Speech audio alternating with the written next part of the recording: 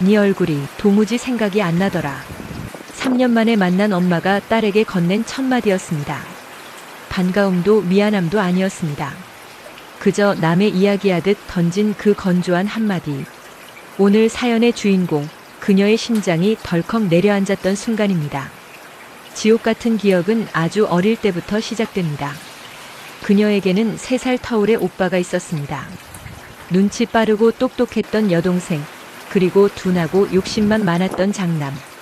하지만 부모님의 저울은 언제나 한쪽으로만 기울어져 있었습니다. 어머니는 말하곤 했죠. 너는 알아서 잘하니까 모자란 오빠가 더 마음이 쓰인다. 그 마음이 쓰인다는 핑계는 오빠에게 무소불위의 권력을 쥐어주었습니다. 오빠의 폭력은 그녀가 고작 7살 때 시작되었습니다. 처음엔 뺨을 때리는 것으로 시작됐던 손찌검은 두 눈에 시퍼렇게 멍이 들 때까지 이어졌습니다. 그녀가 초등학교에 입학하자 폭력의 도구는 야구방망이로, 파리채로, 허리띠로 진화했습니다.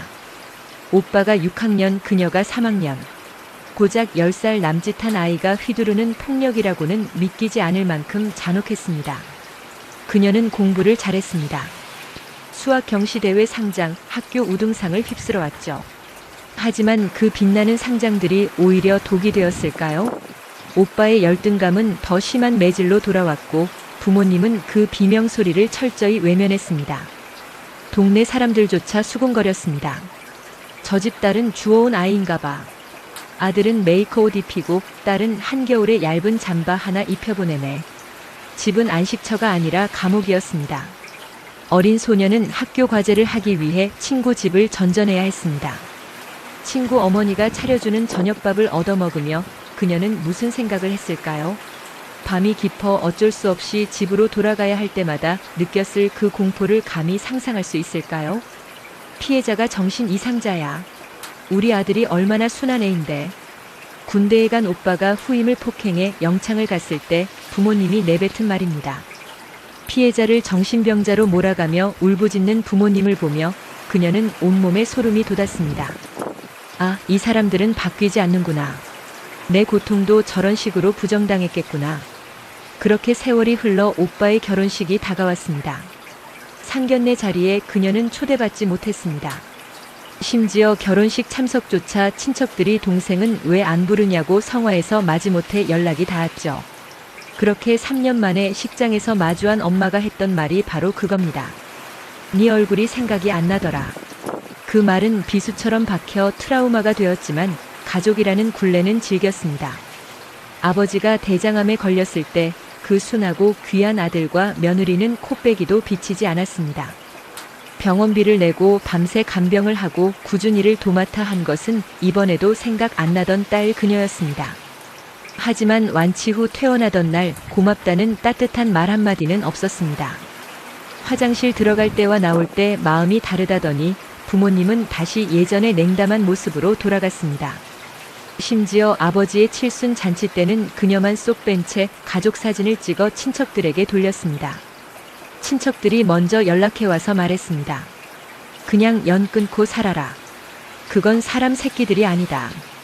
그럼에도 그녀는 미련을 버리지 못했습니다.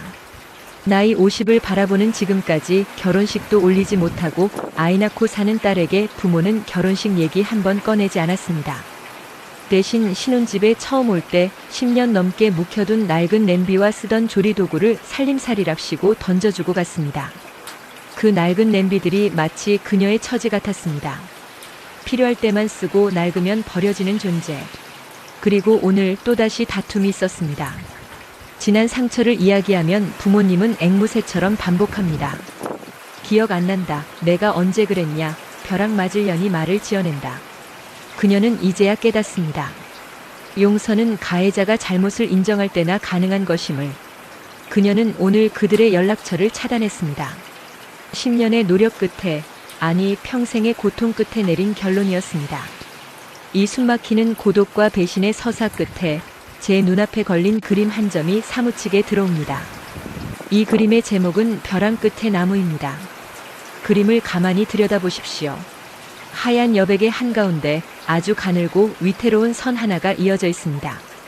그것은 깎아지른 듯한 벼랑 끝에 간신히 뿌리를 내린 나무의 형상입니다.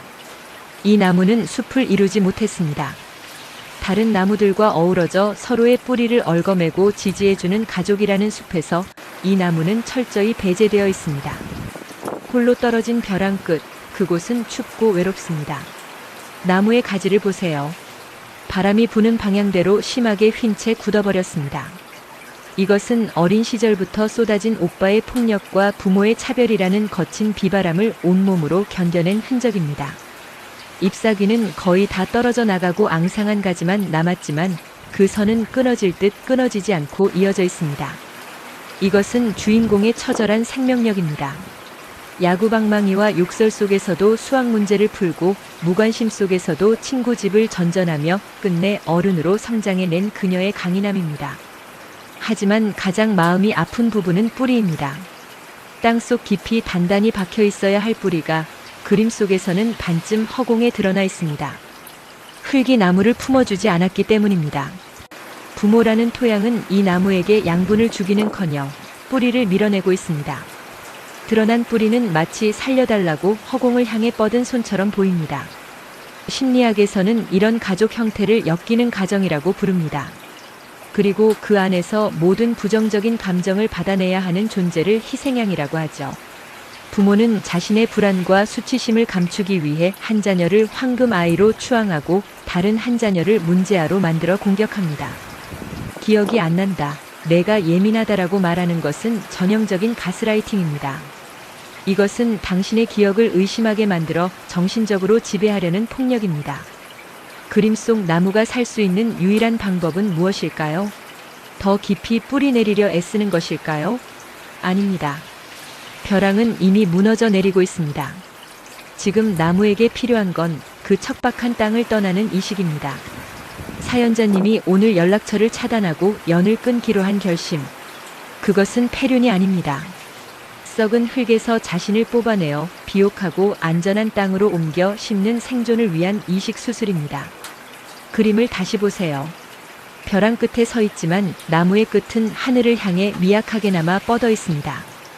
이제 당신의 뿌리는 당신이 만든 새로운 가족, 그리고 당신 자신이라는 단단한 땅에 내리면 됩니다. 오래된 냄비는 버리십시오. 그리고 기억나지 않는다는 그들의 말도 함께 버리십시오.